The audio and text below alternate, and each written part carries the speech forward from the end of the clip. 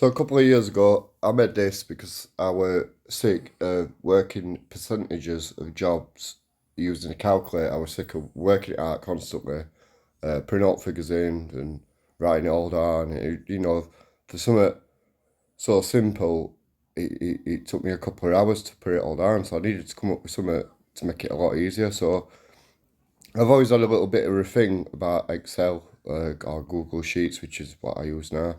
Um, I just like the idea of what it can do and how powerful this tool is. When you get used to it and when you learn what you're doing with it, you can do loads of stuff with it. And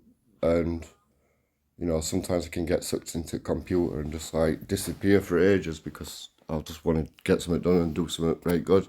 And this is probably one of like best things that I've made to save send hours and hours and hours of time.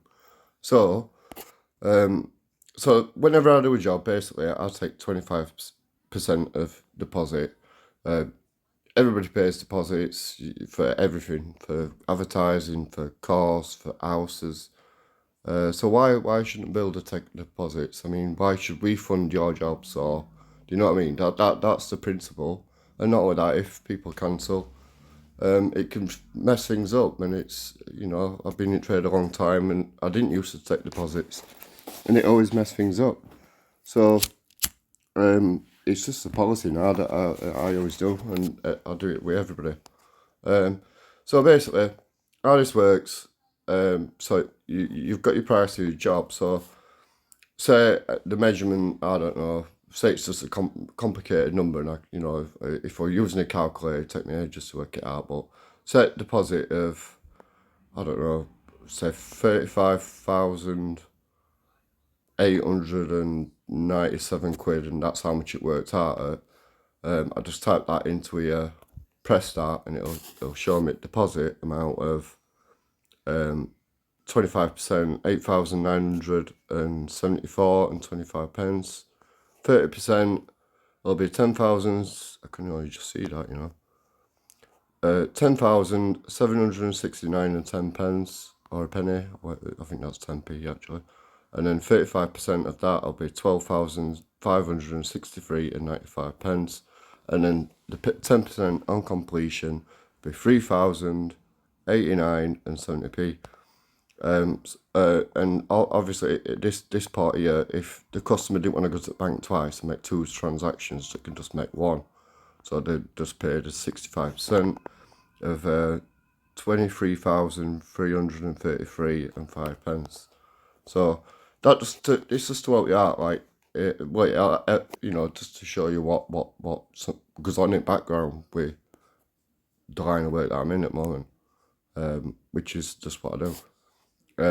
And it'll also work like obviously with that figure, that 25. Oh, isn't it? Like I don't know. Say job with 10,487 quid or something.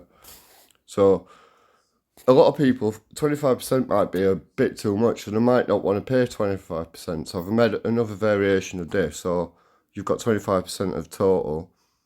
I can change this, and I've got a different variation, so it'll work it out from 5% to right up to 25%. 25% is usually sometimes the max I take, unless the job's like if it's just a grand, say, I'd just probably 500 quid. I'd probably just do a 50-50 percentage split. Just make things easier.